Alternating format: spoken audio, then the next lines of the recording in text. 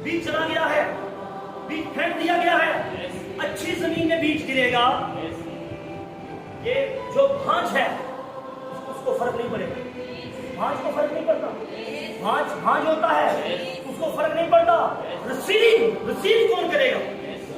जो आगे जमीन अच्छी है, जमीन अच्छी है, अब उस बीज को रिसीव करेगी, अपने अंदर ले जाएगी। अब यहाँ से कुछ चीजें होंगी, क्या है?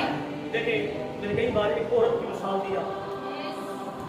एक औरत जब रिसीव करती है उसकी बॉडी बदलती है, उसके कपड़े बदलते हैं, उसका खाना पीना बदलता है, उसका रहन सहन बदलता है, उसकी लहजा बदलता है, सब कुछ होता है।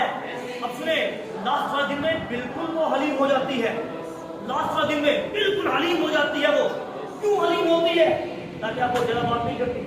जो भांज है वो रिसीव नहीं कर सकती, क्योंकि उसके अंदर वो कंप्लीट वो नहीं है अंदर उसके कि वो उसको रिसीव कर पाए। ठीक है, वो क्या करेगा? बीज जाया हो जाएगा। लेकिन जो रिसीव करने वाली है बहन भाई, ये ब्राइट जो रिसीव करने वाली है वो रिसीव करेगी। अब उसमें फर्क पड़ेगा। इसलिए संडे मैंने रिसीव कर लिया था, समझेगा क्या कह रहा हूँ भाई? अपने लेवल को उठा रहा हूँ, बाइबल खुली है। पिछले संडे रिसीव कर लिया था, अब क्या है? अब लेवल उठना है। क्या अब क्या है? अब कपड़े बदलेंगे इसके।